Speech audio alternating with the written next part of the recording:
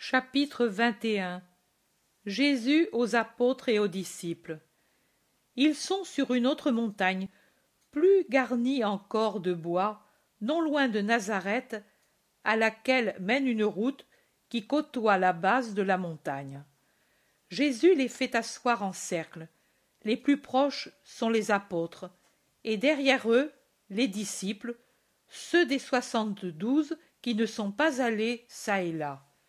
Et en plus, Zacharie et Joseph. Margiam est à ses pieds, en une position de faveur. Jésus parle dès qu'ils sont assis et tranquilles, tous attentifs à ses paroles. Il dit : « Donnez-moi toute votre attention, car je vais vous dire des choses de la plus grande importance. Vous ne les comprendrez pas encore toutes, ni toutes très bien, mais celui qui viendra après moi vous les fera comprendre. Écoutez-moi donc. Personne n'est, plus que vous, convaincu que sans l'aide de Dieu, l'homme pêche facilement, à cause de sa constitution très faible, affaiblie par le péché. Je serais donc un rédempteur imprudent si, après vous avoir tant donné pour vous racheter, je ne vous donnais pas aussi les moyens pour vous garder dans les fruits de mon sacrifice. Vous savez que toute la facilité de pécher vient de la faute qui, en privant les hommes de la grâce, les dépouille de leur force, de l'union avec la grâce. Vous avez dit : mais tu nous as rendu la grâce. Non, elle a été rendue au juste jusqu'à ma mort. Pour la rendre à ceux qui viendront, il faut un moyen qui ne sera pas seulement une figure rituelle, mais qui imprimera vraiment, pour celui qui le reçoit, le caractère réel de fils de Dieu, dont l'âme vivifiée par la grâce possédait des dons élevés donnés par Dieu à sa créature bien-aimée, telle qu'étaient Adam et Ève. Vous savez ce qu'avait l'homme et ce qu'il a perdu. Maintenant, grâce à mon sacrifice, les portes de la grâce sont de nouveau ouvertes, et elle peut descendre chez tous ceux qui la demandent par amour pour moi.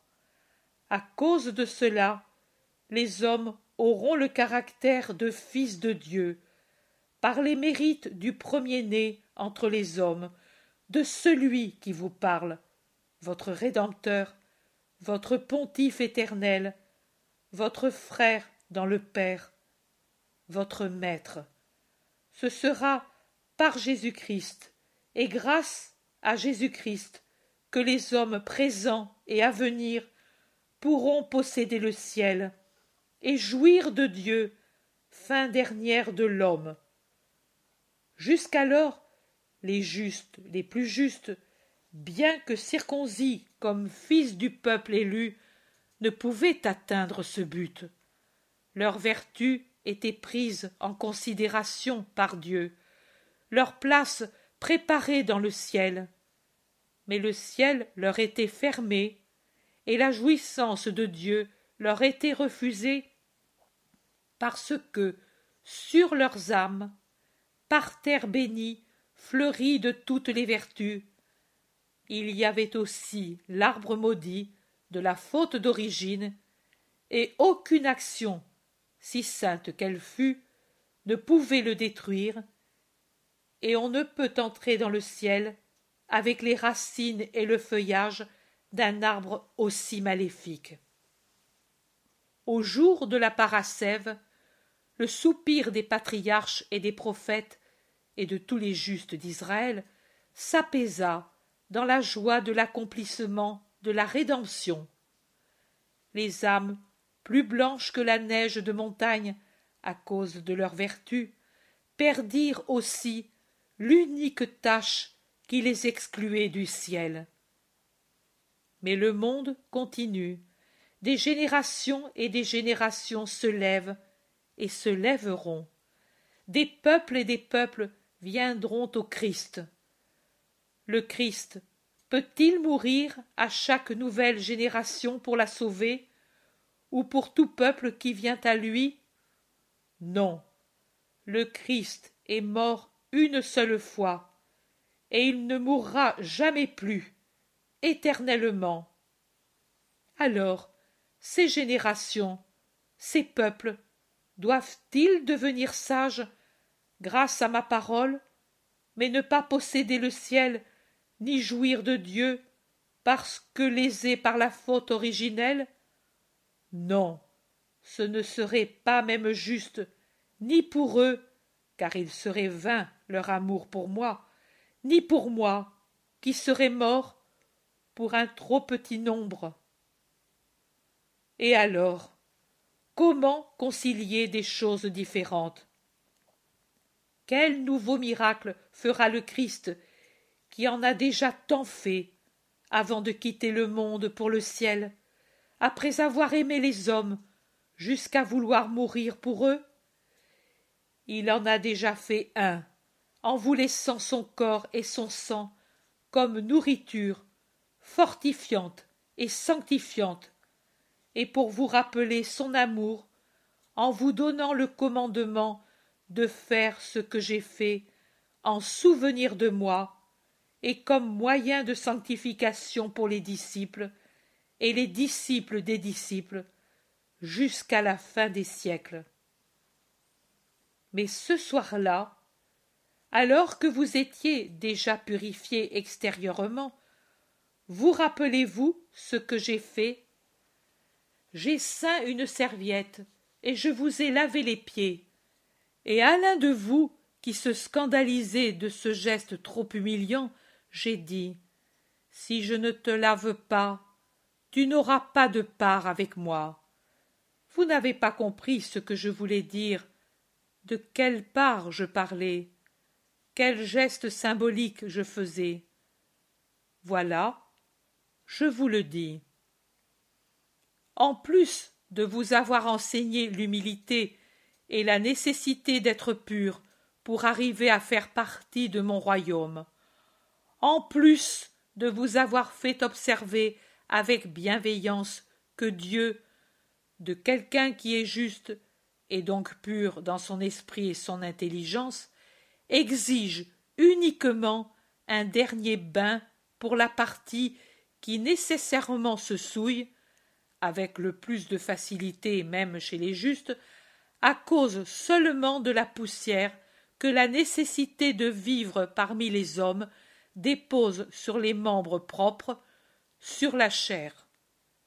J'ai enseigné une autre chose. À vous, j'ai lavé les pieds, la partie la plus basse du corps qui va dans la boue et la poussière, parfois dans l'ordure, pour signifier la chair, la partie matérielle de l'homme qui a toujours, sauf chez ceux qui sont sans la tache d'origine par l'œuvre de Dieu ou par nature divine, la chair qui a toujours des imperfections, parfois minimes au point que Dieu seul les voit, mais qu'en vérité il faut surveiller afin qu'elles ne prennent pas de la force en devenant des habitudes naturelles, et qu'il faut combattre pour les extirper. Je vous ai donc lavé les pieds. Quand? Avant de rompre le pain et le vin, et de les transsubstancier en mon corps et en mon sang, parce que je suis l'agneau de Dieu, et je ne puis descendre là où Satan a son empreinte. Je vous ai donc lavé d'abord, puis je me suis donné à vous. Vous aussi, vous laverez par le baptême ceux qui viendront à moi, pour qu'ils ne reçoivent pas indignement mon corps, et qu'il ne se change pas pour eux en une redoutable condamnation à mort. Vous êtes effrayés, vous vous regardez. Par vos regards, vous demandez: Et Judas alors? Je vous dis, Judas a mangé sa mort. Le suprême acte d'amour n'a pas touché son cœur. La dernière tentative de son maître s'est heurtée à la pierre de son cœur, et cette pierre, au lieu du tau, portait gravé l'horrible sigle de Satan, le signe de la bête. Je vous ai donc lavé, avant de vous admettre au banquet eucharistique, avant d'entendre la confession de vos péchés, avant de vous infuser l'Esprit Saint, et par conséquent le caractère de vrai chrétien confirmé de nouveau en grâce et par mes prêtres. Qu'il soit donc fait ainsi avec les autres que vous devez préparer à la vie chrétienne. Baptisés avec l'eau au nom du Dieu un et trin, et en mon nom, et à cause de mes mérites infinis, pour que soit effacée dans les cœurs la faute d'origine, remis les péchés, infusé la grâce et les saintes vertus, et que l'Esprit Saint puisse descendre pour faire sa demeure dans les temples consacrés que seront les corps des hommes vivant dans la grâce du Seigneur. Jésus poursuit. L'eau était-elle nécessaire pour annuler le péché? L'eau ne touche pas l'âme, non. Mais le signe immatériel aussi ne touche pas la vue de l'homme, si matériel dans toutes ses actions. Je pouvais bien infuser la vie, même sans le moyen visible. Mais qui l'aurait cru? Combien y a-t-il d'hommes qui savent croire fermement s'ils ne voient pas? Prenez donc, à l'antique loi mosaïque, l'eau lustrale qui servait pour purifier ceux qui étaient impurs et les admettre de nouveau dans les campements après qu'ils s'étaient contaminés avec un cadavre. En vérité, tout homme qui naît est contaminé, car il a contact avec une âme morte à la grâce. Qu'elle soit donc purifiée avec l'eau lustrale du contact impur, et rendue digne d'entrer dans le temple éternel, et que l'eau vous soit chère. Après avoir expié et racheté par 33 années de vie fatigante, couronnée par la passion, après avoir donné tout mon sang pour les péchés des hommes, voilà que du corps saigné et consumé du martyr furent tirées les eaux salutaires pour laver la faute d'origine. C'est avec le sacrifice consommé que je vous ai racheté de cette tâche. Si, sur le seuil de la vie, un miracle divin de ma part m'avait fait descendre de la croix, je vous dis, en vérité, qu'à cause du sang répandu, j'aurais purifié les fautes, mais non pas la faute. Pour elle a été nécessaire la consommation totale. En vérité, les eaux salutaires dont parle Ézéchiel sont sorties de mon côté. Plongez-y les âmes, afin qu'elles en sortent immaculées pour recevoir l'Esprit Saint qui, en mémoire de ce souffle que le Créateur souffla sur Adam pour lui donner l'esprit, et par conséquent son image et sa ressemblance, reviendra souffler et habiter dans les cœurs des hommes rachetés.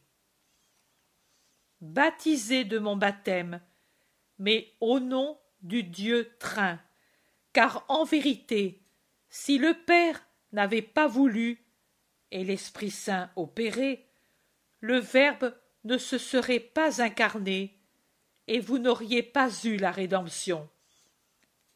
Il s'ensuit qu'il est juste et c'est un devoir, que tout homme reçoive la vie au nom de ceux qui se sont unis dans la volonté de la donner, en y nommant le Père, le Fils et l'Esprit Saint, dans l'acte du baptême qui prendra de moi le nom de chrétien, pour le distinguer des autres passés ou futurs, qui seront des rites, mais non pas des signes indélébiles sur la partie immortelle.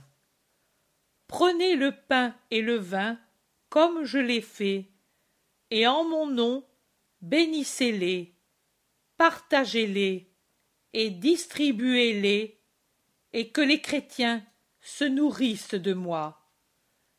Et encore, faites une offrande du pain et du vin au Père des cieux, en la consommant ensuite, en souvenir du sacrifice que j'ai offert et consommé sur la croix pour votre salut. Moi, prêtre et victime, de moi-même, je me suis offert et consumé, personne ne pouvant, au cas où je n'aurais pas voulu, le faire à ma place. Vous, mes prêtres, faites ceci en mémoire de moi, et pour que les trésors infinis de mon sacrifice montent suppliants vers Dieu et descendent exaucés sur tous ceux qui y font appel avec une foi assurée. Une foi assurée, ai-je dit. La science ne s'impose pas pour profiter de la nourriture eucharistique et du sacrifice eucharistique, mais la foi.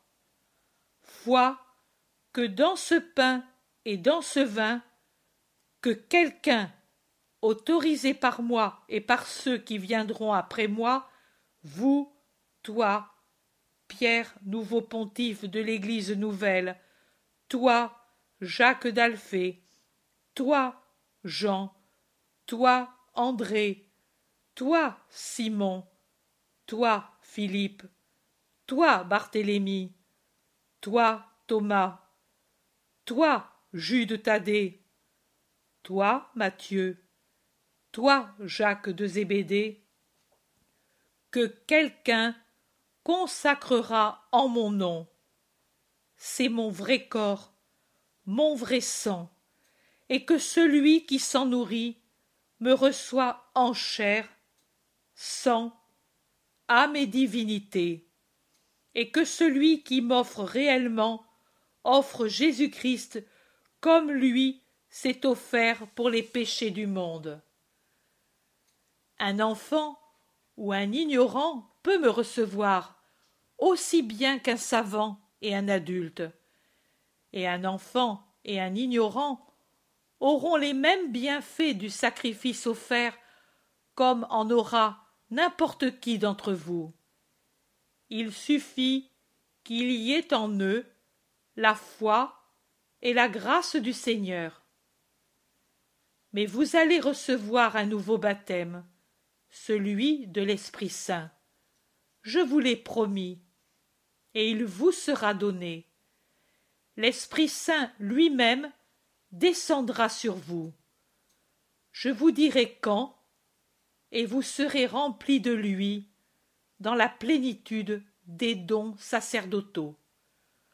Vous pourrez, par conséquent, comme je l'ai fait avec vous, infuser l'Esprit dont vous serez remplis pour confirmer les chrétiens dans la grâce et leur infuser les dons du Paraclet. Sacrement royal, de peu inférieur au sacerdoce, qu'il garde la solennité des consécrations mosaïques par l'imposition des mains et l'onction avec l'huile parfumée employée autrefois pour consacrer les prêtres. Non, ne vous regardez pas avec cet effroi. Je ne dis pas des paroles sacrilèges. Je ne vous enseigne pas un acte sacrilège, La dignité du chrétien est telle, je le répète, qu'elle est de peu inférieure à un sacerdoce. Où vivent les prêtres? Dans le temple, et un chrétien sera un temple vivant. Que font les prêtres? Ils servent Dieu par les prières, les sacrifices et le soin des fidèles. C'est ainsi qu'ils auraient dû faire. Et le chrétien servira Dieu par la prière, le sacrifice et la charité fraternelle. Vous entendrez la confession des péchés, comme j'ai écouté les vôtres et celles d'un grand nombre, et j'ai pardonné là où j'ai vu un vrai repentir. Vous vous agitez. Pourquoi? Vous avez peur de ne pas savoir distinguer? J'ai déjà parlé d'autrefois au sujet du péché et du jugement sur le péché. Mais rappelez-vous, quand vous jugez, de méditer sur les 7 conditions pour lesquelles une action peut être ou ne pas être un péché, et de gravité différente. Je les rappelle. Quand a-t-on péché et combien de fois? Qui a péché? Avec qui? Avec quoi? Quelle est la matière du péché? Quelle en est la cause? Pourquoi a-t-on péché? Mais ne craignez pas, l'Esprit Saint vous aidera. Ce que de tout mon cœur je vous conjure de pratiquer, c'est une vie sainte. Elle augmentera tellement en vous les lumières surnaturelles que vous arriverez à lire sans erreur dans le cœur des hommes. Et vous pourrez, avec amour ou autorité, dire aux pécheurs qui craignent de révéler leur faute ou qui se refusent à la confesser, l'état de leur cœur, en aidant les timides, en humiliant les impénitents. Rappelez-vous que la terre perd celui qui absolvait et que vous devez être ce que j'ai été, juste, patient, miséricordieux, mais pas faible. Je vous ai dit, ce que vous délierez sur la terre sera délié dans le ciel, et ce que vous lirez ici sera lié au ciel.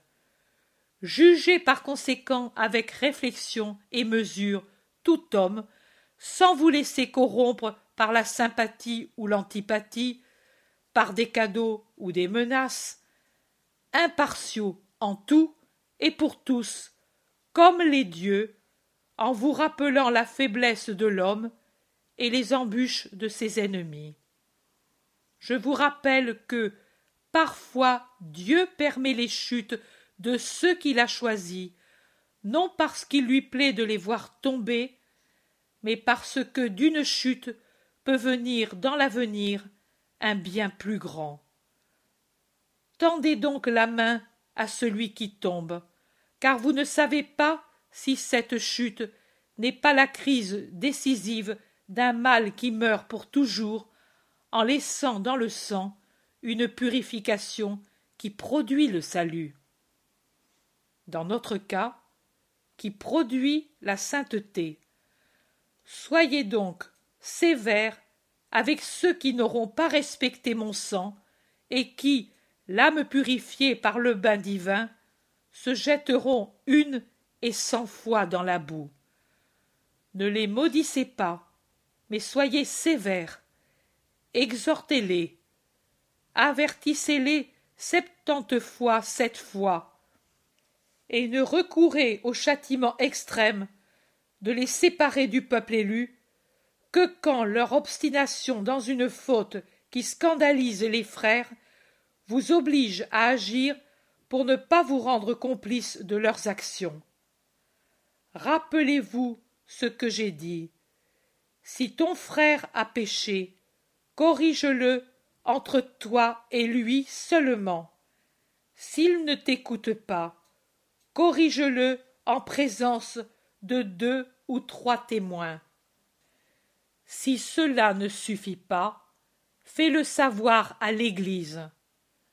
S'il ne l'écoute pas non plus, regarde-le comme un gentil et un publicain.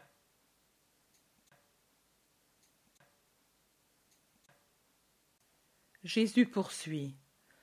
Dans la religion mosaïque, le mariage est un contrat. Dans la nouvelle religion chrétienne, qu'il soit un acte sacré et indissoluble sur lequel descend la grâce du Seigneur pour faire des conjoints 2 de ses ministres dans la propagation de l'espèce humaine. Cherchez, dès les premiers moments, à conseiller au conjoint, qui vient de la nouvelle religion, qu'il convertisse son conjoint encore hors du nombre des fidèles, afin qu'il entre pour en faire partie, pour éviter ces douloureuses séparations de pensée et par conséquent de paix que nous avons observées même parmi nous. Mais quand il s'agit de conjoints fidèles au Seigneur, qu'on ne sépare pour aucune raison ce que Dieu a uni. Dans le cas d'une partie qui se trouve, étant chrétienne, unie à un gentil, je conseille que cette partie porte sa croix avec patience et douceur, et aussi avec force, jusqu'au point de savoir mourir pour défendre sa foi, mais sans quitter le conjoint, auquel elle s'est unie avec un plein consentement. C'est mon conseil pour une vie plus parfaite dans l'état de mariage, jusqu'à ce qu'il soit possible, avec la diffusion du christianisme, d'avoir des mariages entre fidèles. Alors que le lien soit sacré et indissoluble, et l'amour saint. Ce serait mal si, à cause de la dureté des cœurs, il devait arriver dans la nouvelle foi ce qui est arrivé dans l'ancienne, l'autorisation de la répudiation et de la dissolution pour éviter les scandales créés par la luxure de l'homme. Je vous dis en vérité que chacun doit porter sa croix en tout état, même dans l'état de mariage. Et je vous dis aussi en vérité qu'aucune pression ne doit faire fléchir votre autorité quand vous dites « cela n'est pas permis » à celui qui veut passer à de nouvelles noces avant que l'un des conjoints ne soit mort.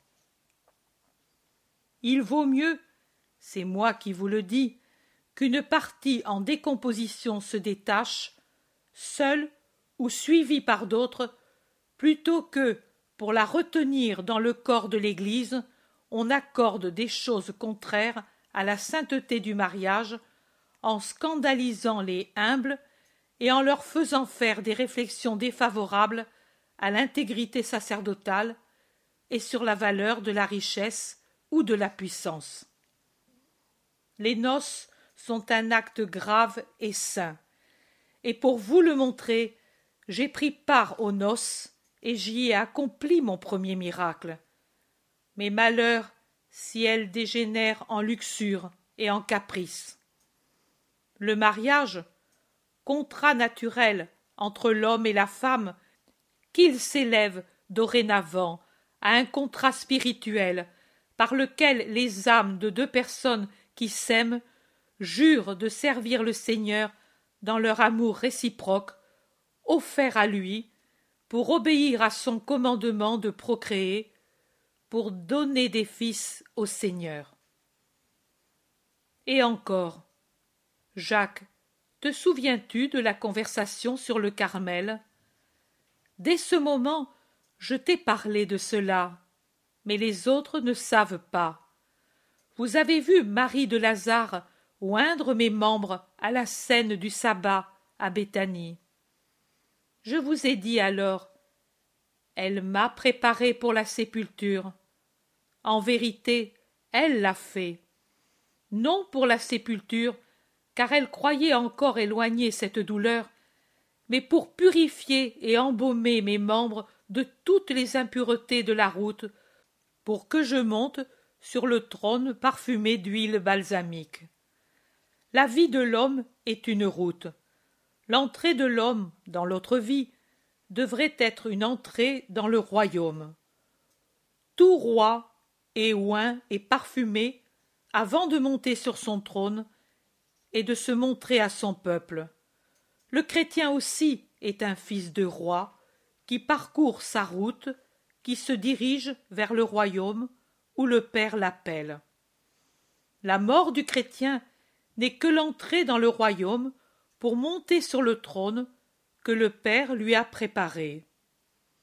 Elle n'est pas effrayante, la mort, pour celui qui ne craint pas Dieu, se sachant dans sa grâce. Mais pour celui qui doit monter sur le trône, il faut que soit purifié de toute tache son vêtement pour qu'il se garde beau pour la résurrection, et que soit purifié son esprit pour qu'il resplendisse sur le trône que le Père lui a préparé, afin qu'il apparaisse dans la dignité qui convient au fils d'un si grand roi.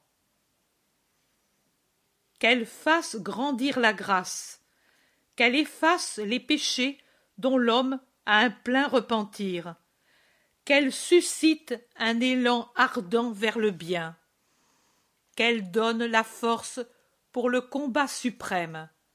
Voilà ce que doit être l'onction donnée aux chrétiens qui meurent, ou plutôt aux chrétiens qui naissent, car je vous dis en vérité que celui qui meurt dans le Seigneur naît à la vie éternelle.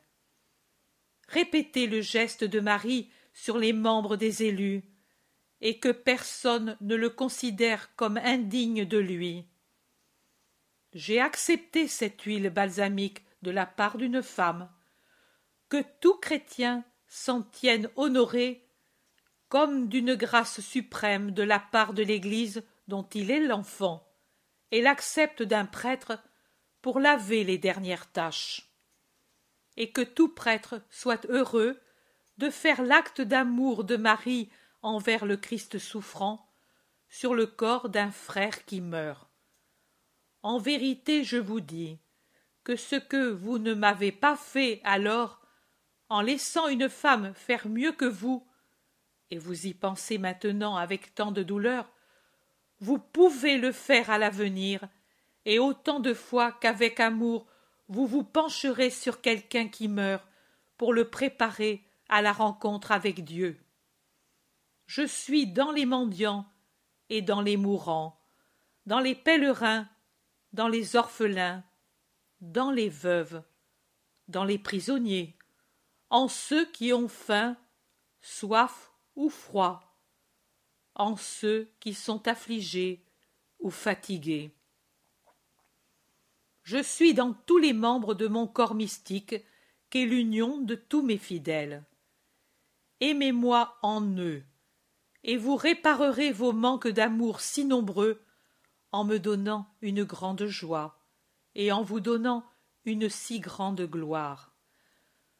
Considérez enfin que contre vous conspirent le monde, l'âge, les maladies, le temps, les persécutions. Ne soyez donc pas avares de ce que vous avez eu et imprudents. À cause de cela, transmettez en mon nom le sacerdoce au meilleur d'entre les disciples, pour que la terre ne reste pas sans prêtre, et que ce caractère sacré soit accordé après un examen approfondi, non pas verbal, mais des actions de celui qui demande à être prêtre ou de celui que vous jugez capable de l'être. Réfléchissez à ce qu'est le prêtre, au bien qu'il peut faire, au mal qu'il peut faire. Vous avez eu l'exemple de ce que peut faire un sacerdoce déchu de son caractère sacré.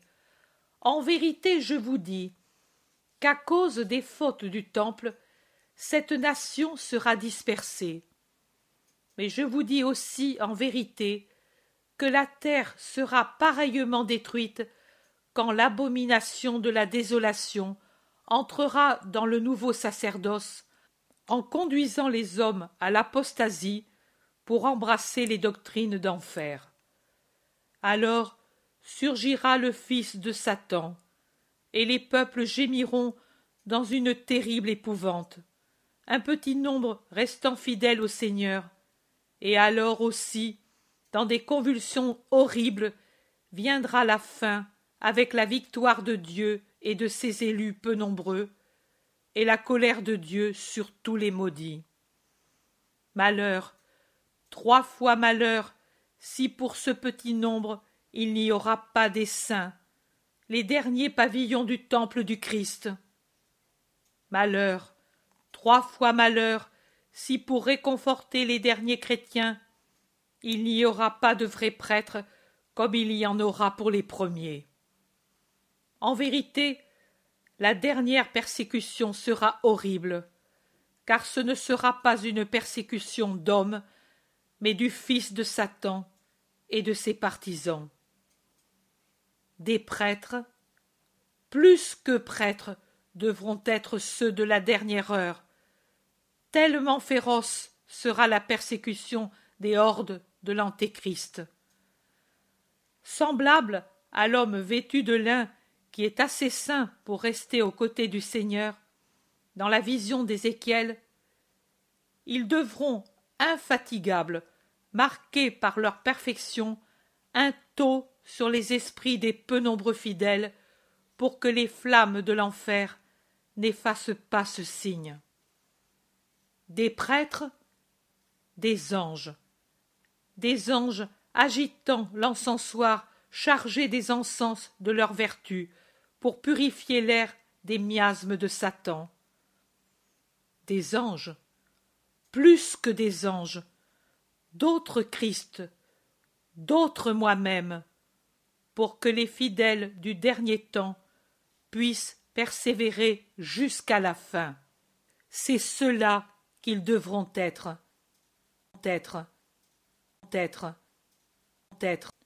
Jésus dit encore: mais le bien et le mal à venir ont leurs racines dans le présent. Les avalanches commencent par un flocon de neige. Un prêtre indigne, impur, hérétique, infidèle, incrédule, tiède ou froid, éteint, fade, luxurieux, fait 10 fois plus de mal qu'un fidèle coupable des mêmes péchés, et entraîne beaucoup d'autres au péché.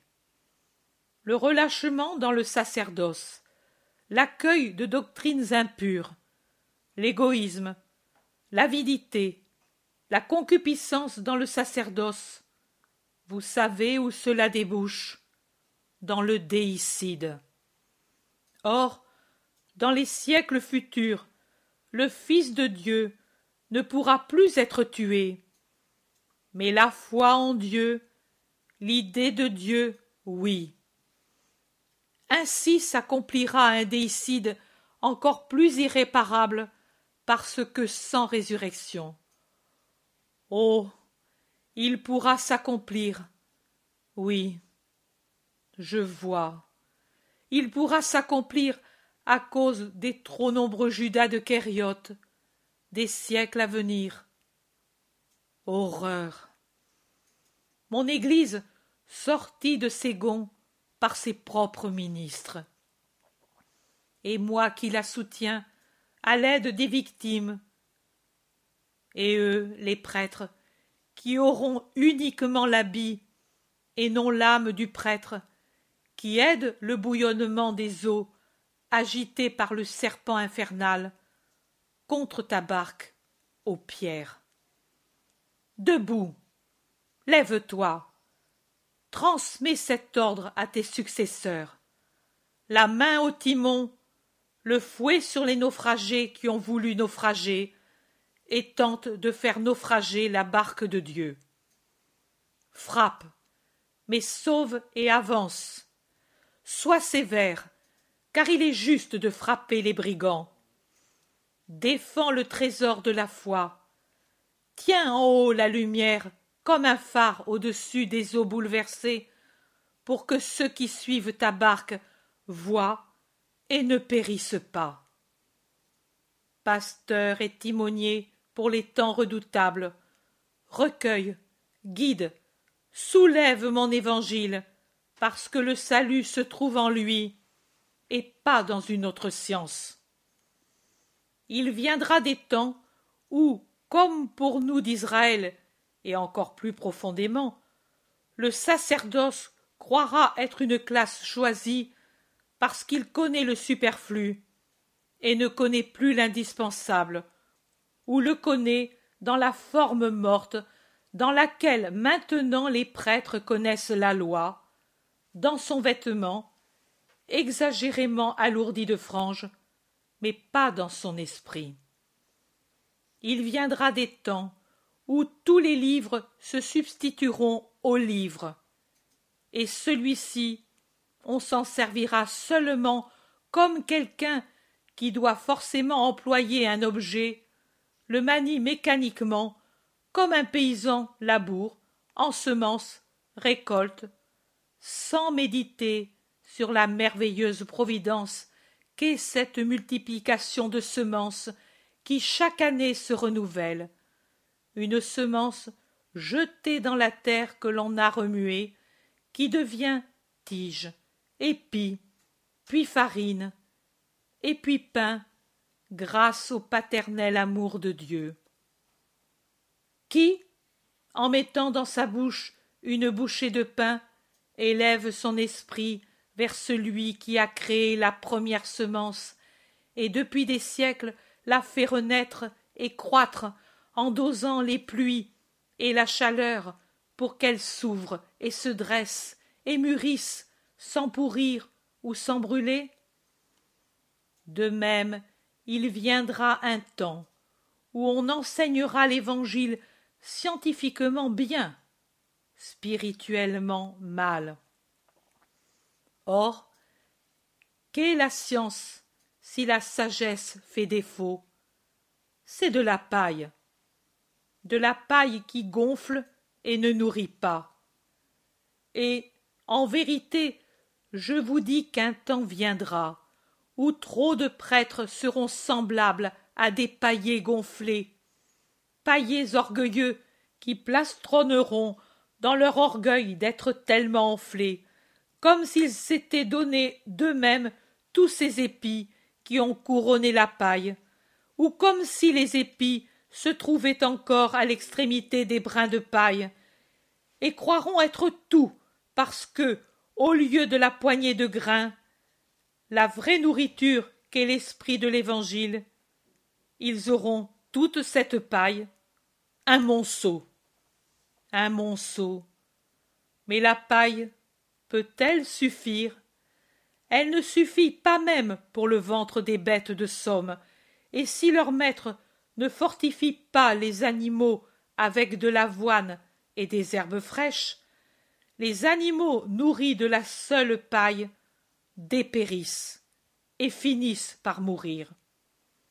Et je vous dis pourtant qu'un temps viendra où les prêtres, oubliant qu'avec peu d'épis j'ai appris aux esprits la vérité, et oubliant aussi ce qu'a coûté à leur Seigneur ce vrai pain de l'esprit, tiré tout entier et seulement de la sagesse divine, dit par la divine parole, digne dans sa forme doctrinale, se répétant inlassablement pour que ne se perdent pas les vérités une fois dites, humble dans sa forme, sans oripeau de science humaine, sans explication supplémentaire, historique et géographique, où ces prêtres ne se soucieront pas de l'âme, mais du vêtement pour le couvrir, afin de montrer aux foules combien de choses ils connaissent, et l'esprit de l'Évangile se perdra sous ces avalanches de science humaine.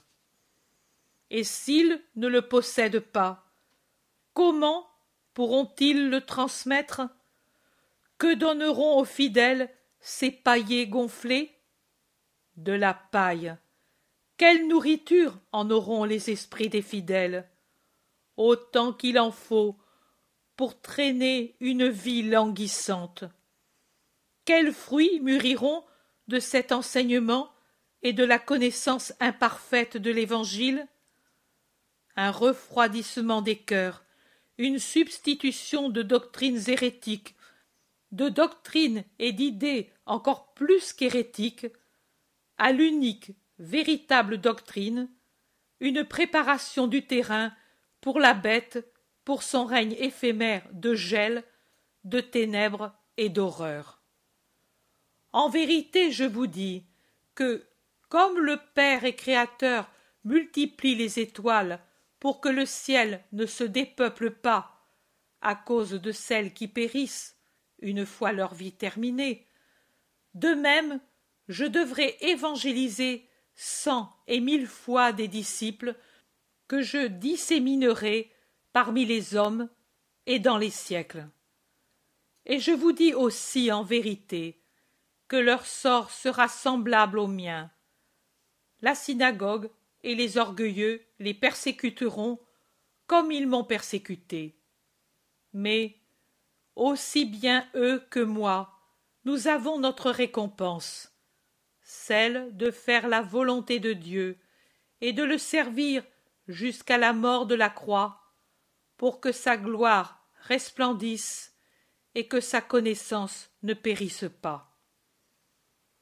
Mais toi, pontife, et vous, pasteur, veillez sur vous et sur vos successeurs, pour que ne se perde pas l'esprit de l'Évangile, et priez inlassablement l'Esprit Saint pour qu'en vous se renouvelle une continuelle Pentecôte.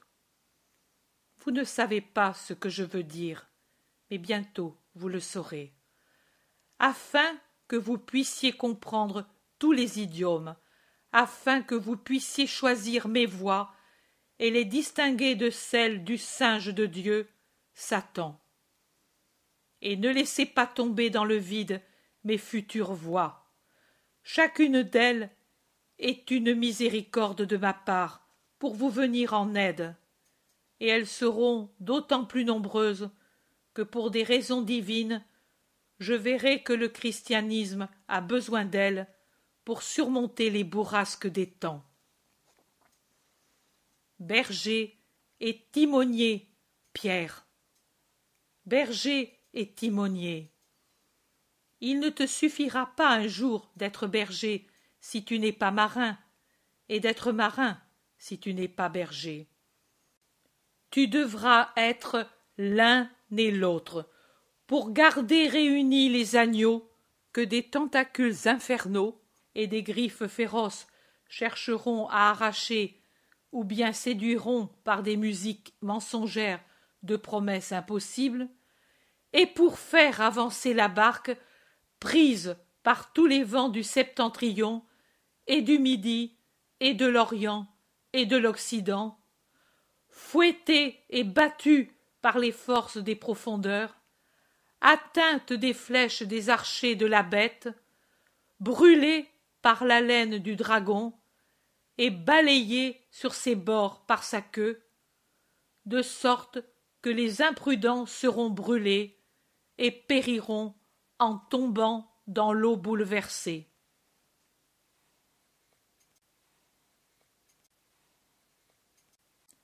Jésus continue. Berger et pilote dans des temps redoutables.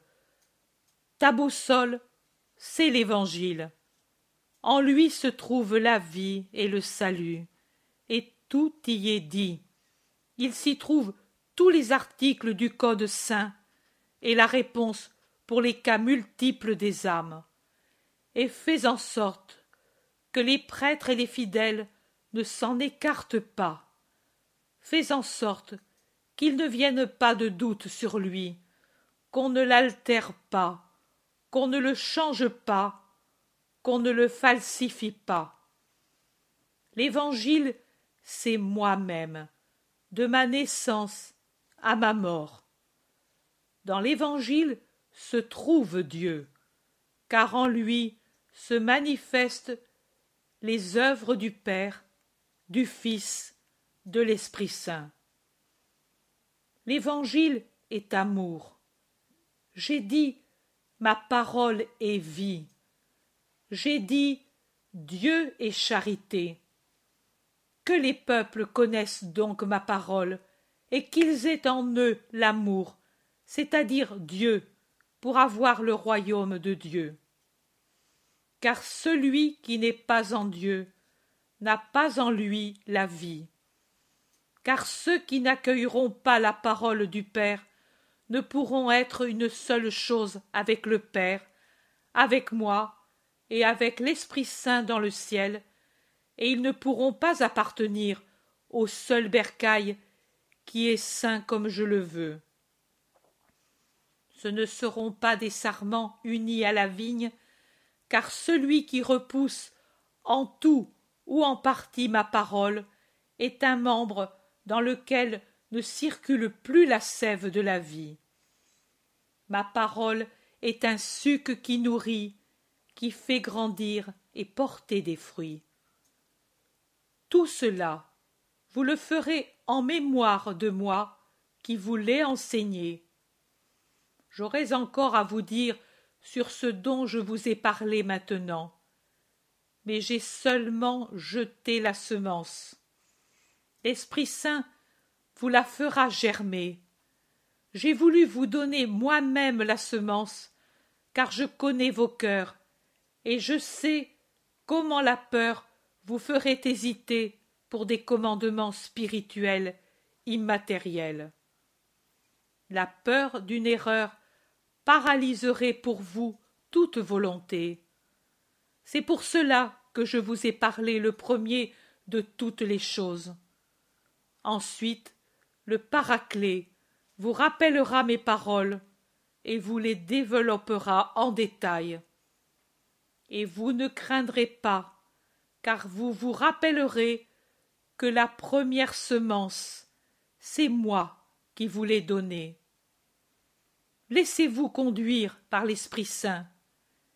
Si ma main était douce pour vous conduire, sa lumière est toute douceur. Lui, c'est l'amour de Dieu. Ainsi, moi, je m'en vais content, parce que je sais que lui prendra ma place et vous conduira à la connaissance de Dieu. Vous ne le connaissez pas encore, bien que je vous ai tant parlé de lui. Mais ce n'est pas votre faute. Vous avez tout fait pour me comprendre, et vous êtes donc justifiés, même si pendant 3 années vous avez peu compris. Le défaut de grâce vous émoussait l'esprit. Maintenant même, vous ne comprenez pas bien que la grâce de Dieu soit descendue sur vous de ma croix. Vous avez besoin du feu. Un jour, j'ai parlé de cela à l'un de vous en suivant les chemins du Jourdain. L'heure est venue. Moi, je retourne vers mon Père, mais je ne vous laisse pas seul, car je vous laisse l'Eucharistie, c'est-à-dire votre Sauveur qui s'est fait nourriture pour les hommes. Et je vous laisse l'ami, le Paraclet. Lui vous conduira. Je passe vos âmes de ma lumière à sa lumière, et il achèvera votre formation. Tu nous quittes ici, maintenant, sur cette montagne? Ils sont tous désolés. Non, pas encore, mais le temps vole, et ce moment viendra bientôt. Oh, ne me laisse pas sur la terre sans toi, Seigneur. Je t'ai aimé de ta naissance à ta mort, de ta mort à ta résurrection, et toujours. Mais ce serait trop triste de ne plus te savoir parmi nous. Tu as écouté la prière du Père d'Élysée. Tu as exaucé tant de monde. Écoute la mienne, Seigneur, supplie Isaac à genoux, les mains tendues. La vie que tu pourrais encore avoir serait de me prêcher, peut-être d'avoir la gloire du martyre. Tu as su être martyr pour l'amour de moi quand j'étais enfant. Et tu crains de l'être maintenant pour moi glorieux? Ma gloire serait de te suivre, Seigneur. Je suis pauvre et sot. Tout ce que je pouvais donner, je l'ai donné de bonne volonté. Maintenant, voici ce que je voudrais, te suivre. Pourtant, qu'il en soit comme tu veux, maintenant et toujours. Jésus pose sa main sur la tête d'Isaac et l'y laisse, en une longue caresse, pendant qu'il se tourne vers tous les autres pour dire: Vous n'avez pas de questions à me faire. Ce sont les dernières instructions. Parlez à votre maître. Voyez-vous comme les petits sont en confidence avec moi? En effet, aujourd'hui aussi, Margiam appuie sa tête contre son corps, se serrant contre Jésus, et Isaac n'a pas montré de timidité pour exposer son désir. Pierre dit: Vraiment, oui, nous avons des choses à demander. Et alors, demandez. Voilà, hier soir, quand tu nous as quittés, nous parlions entre nous de ce que tu nous avais dit. Maintenant, d'autres paroles se pressent en nous pour ce que tu as dit. Hier, et aussi aujourd'hui, si on réfléchit bien, tu as parlé comme si des hérésies et des séparations devaient surgir, et bientôt. Ceci nous donne à réfléchir que nous devrons être très prudents envers ceux qui voudront venir parmi nous, parce qu'en eux se trouvera certainement la semence de l'hérésie et de la séparation. Tu le crois? Et Israël n'est-il pas déjà séparé dans sa venue vers moi? Tu veux me dire ceci? Que l'Israël qui m'a aimé ne sera jamais hérétique et divisé, n'est-ce pas? Mais est-ce que peut-être il a jamais été uni, depuis des siècles, même dans l'ancienne formation? Et a-t-il peut-être été uni pour me suivre? En vérité, je vous dis qu'il a en lui la racine de l'hérésie. Mais idolâtre et hérétique, il l'est depuis des siècles sous l'apparence extérieure de fidélité. Ces idoles, vous les connaissez, ces hérésies aussi. Les gentils seront meilleurs que lui. C'est pour cela que je ne les ai pas exclus. Et je vous dis de faire ce que j'ai fait. Cela sera pour vous une des choses les plus difficiles. Je le sais.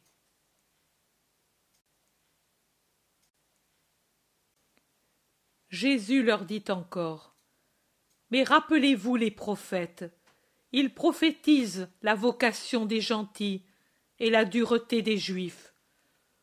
Pourquoi voudriez-vous fermer les portes du royaume à ceux qui m'aiment et viennent à la lumière que leur âme cherchait?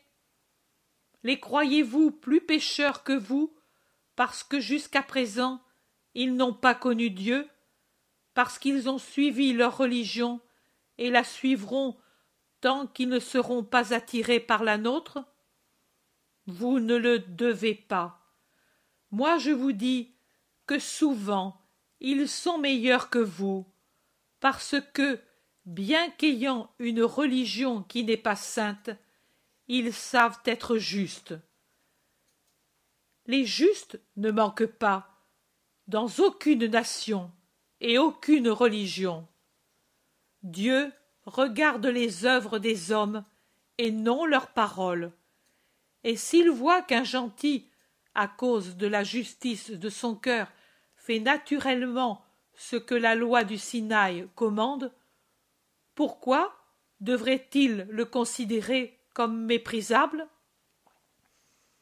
n'est-il pas encore plus méritoire qu'un homme, qui ne connaît pas le commandement de Dieu, de ne pas faire telle ou telle chose parce que c'est mal, s'impose à lui-même un commandement de ne pas faire ce que sa raison lui dit n'être pas bon, et le suive fidèlement. Par comparaison avec le mérite très relatif de celui qui, connaissant Dieu, la fin de l'homme et la loi qui permet de l'atteindre, se permet de continuels compromis et de continuels calculs pour adapter le commandement parfait à sa volonté corrompue? Que vous semble-t-il? Que Dieu apprécie les échappatoires qu'Israël a mis à l'obéissance pour ne pas avoir à trop sacrifier sa concupiscence? Que vous semble-t-il? Que quand un gentil sortira du monde, juste aux yeux de Dieu, pour avoir suivi la juste loi que sa conscience s'est imposée, Dieu le jugera-t-il un démon? Je vous le dis, Dieu jugera les actions des hommes, et le Christ, juge de tous les gens, récompensera ceux chez qui le désir de l'âme a eu la voix d'une loi intérieure pour arriver à la fin dernière de l'homme, qui est de se réunir à son Créateur, au Dieu inconnu pour les païens, mais au Dieu qu'ils sentent être vrai et saint, au-delà du décor peint des faux Olympes. Veillez même attentivement à ne pas être, vous, un scandale pour les gentils. Déjà trop souvent, le nom de Dieu a été ridiculisé parmi les gentils à cause des œuvres des fils du peuple de Dieu. Ne vous croyez pas les trésoriers exclusifs de mes dons et de mes mérites. Je suis mort pour les Juifs et pour les gentils. Mon royaume appartiendra à toutes les nations. N'abusez pas de la patience avec laquelle Dieu vous a traité jusqu'ici pour vous dire « à nous tout est permis ». Non, je vous le dis, il n'y a plus tel ou tel peuple, il y a mon peuple, et en lui ont une même valeur les vases qui se sont consumés au service du temple et ceux qui se trouvent déposés maintenant sur les tables de Dieu.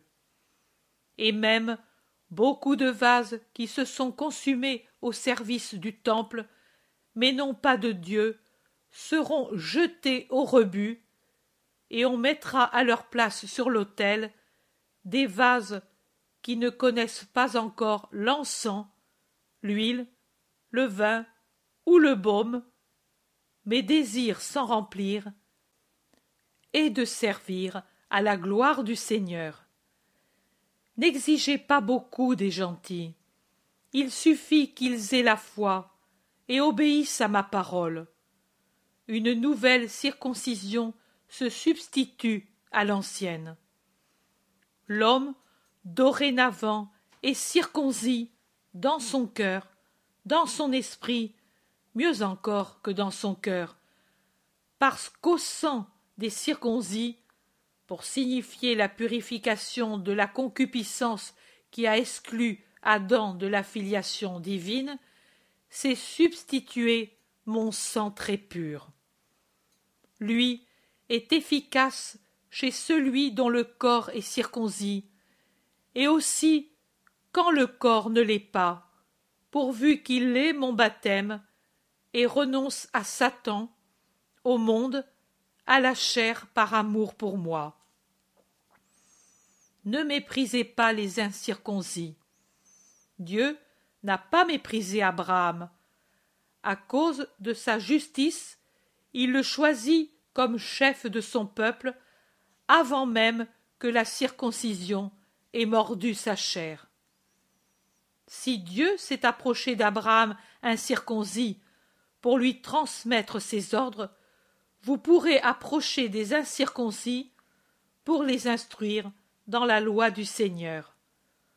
considérez à combien de péchés et à quels péchés sont arrivés ceux qui étaient circoncis.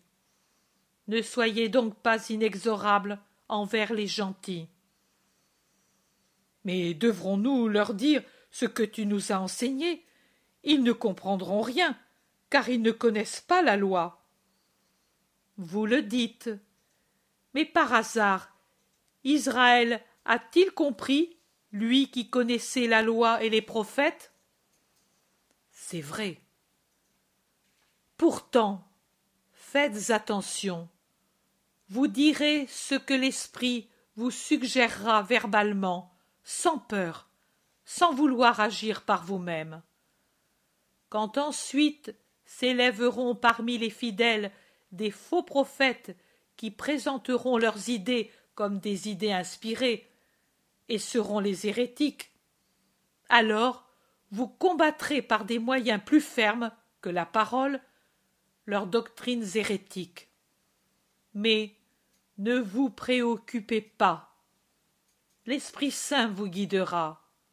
Moi, je ne dis jamais rien qui ne s'accomplisse.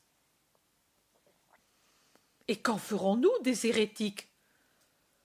Combattez de toutes vos forces l'hérésie elle-même, mais cherchez par tous les moyens à convertir au Seigneur les hérétiques. Ne vous lassez pas de chercher les brebis qui se sont égarées pour les ramener au bercail. Priez, souffrez, faites prier, faites souffrir.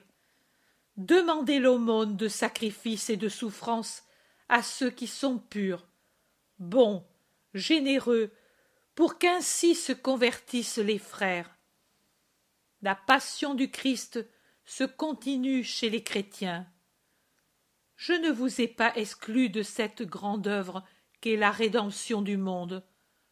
Vous êtes tous membres d'un corps unique.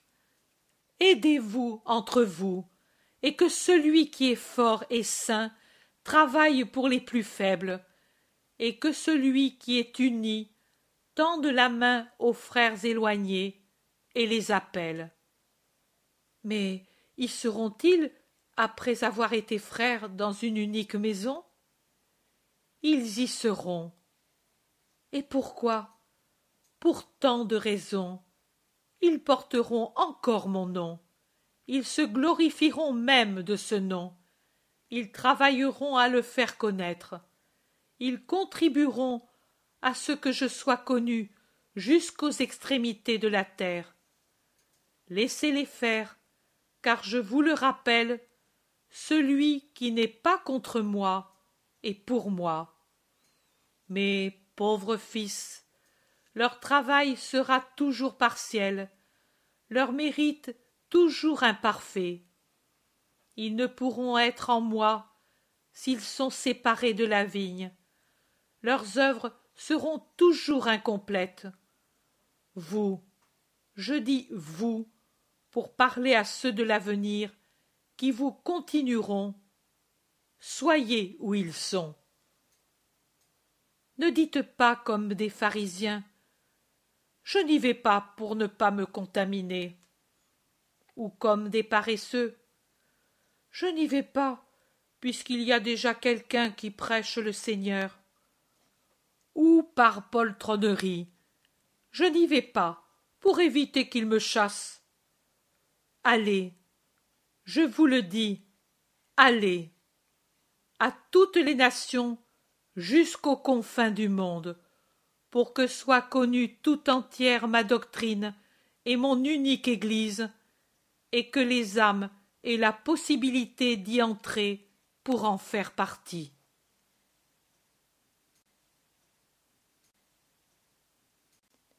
Et dirons-nous ou écrirons-nous toutes tes actions? Je vous l'ai dit, l'Esprit Saint vous conseillera sur ce qu'il est bien de dire ou de taire selon les circonstances. Vous le voyez, ce que j'ai accompli, on le croit ou on le nie. Et parfois on s'en fait une arme contre moi, présentée comme il l'est par des mains qui me haïssent. On m'a appelé Belzébuth, quand, comme maître et devant tout le monde, j'ai accompli des miracles. Et que vont-ils dire maintenant, quand ils sauront que j'ai agi si surnaturellement? Ils me blasphémeront davantage encore, et vous serez persécutés dès le début. Taisez-vous donc jusqu'à ce que ce soit l'heure de parler. Mais si cette heure arrivait, quand nous, les témoins, nous serions morts? Dans mon Église, il y aura toujours des prêtres, des docteurs, des prophètes, des exorcistes, des confesseurs, des gens qui feront des miracles, qui seront inspirés autant qu'il lui en faudra pour que les gens reçoivent d'elle ce qui est nécessaire. Le ciel, l'Église triomphante, ne laissera pas seule l'Église enseignante, et celle-ci viendra au secours de l'Église militante. Il n'y a pas trois corps, il n'y a qu'un seul corps. Il n'y a pas de séparation entre elles, mais communion d'amour et de faim. Aimer la charité, jouir d'elle dans le ciel, son royaume. C'est pour cela encore que l'Église militante devra avec amour subvenir au suffrage de sa partie déjà destinée à la triomphante et qui en est encore exclue à cause de l'expiation satisfactoire des manquements absous, mais pas encore entièrement payés, devant la parfaite justice divine.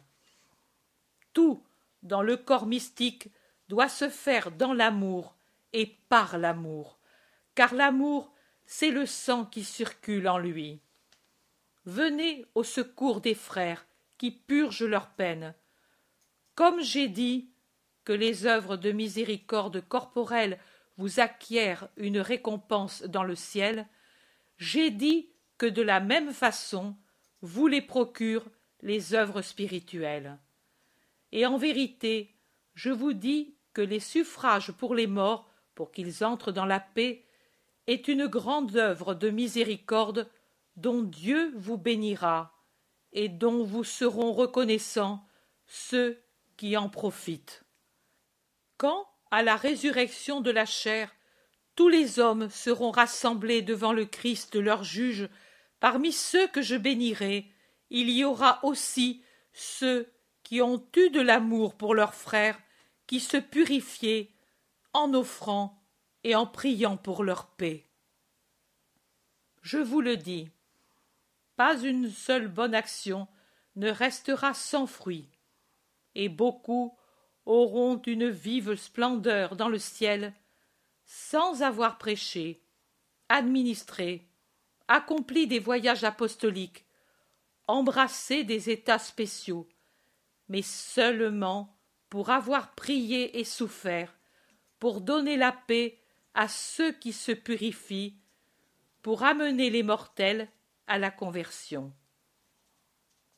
Eux aussi, prêtres ignorés du monde, apôtres inconnus, victimes que Dieu seul voit, recevront le prix des ouvriers du Seigneur pour avoir fait de leur vie un perpétuel sacrifice d'amour pour les frères et pour la gloire de Dieu. Je vous dis qu'en vérité, on arrive à la vie éternelle par des chemins nombreux, et l'un est celui-ci, et il est si cher à mon cœur. Avez-vous autre chose à demander? Parlez. Seigneur, hier, et pas seulement hier, nous pensions que tu as dit « Vous siégerez sur 12 trônes pour juger les 12 tribus d'Israël. » Mais maintenant, nous sommes 11. Choisissez le 12e. Cela te revient, Pierre. À moi? Pas à moi, Seigneur. Toi, indique-le.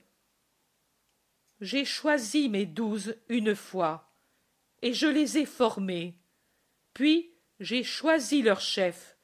Puis je leur ai donné la grâce et leur ai infusé l'Esprit Saint. Maintenant, il leur appartient de marcher, car ce ne sont plus des nourrissons incapables de le faire. Mais dis-nous au moins où nous devons porter nos regards. Voilà la partie choisie du troupeau, dit Jésus en faisant un geste circulaire sur ceux des 72 qui sont présents. Pas nous, Seigneur, pas nous. La place du traître nous fait peur, disent-ils suppliants. Prenons Lazare. Veux-tu, Seigneur? Jésus se tait. Joseph d'Arimathie, Nicodème. Jésus se tait. Mais oui, prenons Lazare. C'est à l'ami parfait que vous voulez donner cette place dont vous ne voulez pas, dit Jésus. Le zélote dit, Seigneur, je voudrais te dire un mot. Parle. Lazare, par amour pour toi, j'en suis certain, prendrait même cette place et la tiendrait d'une façon si parfaite qu'il ferait oublier à qui était cette place. Mais il ne me semble pas convenable de le faire pour d'autres motifs. Les vertus spirituelles de Lazare existent en beaucoup parmi les humbles de ton troupeau, et je pense qu'il serait mieux de leur donner la préférence pour que les fidèles ne disent pas que l'on a cherché le pouvoir et la richesse, comme font les pharisiens, au lieu de la seule vertu.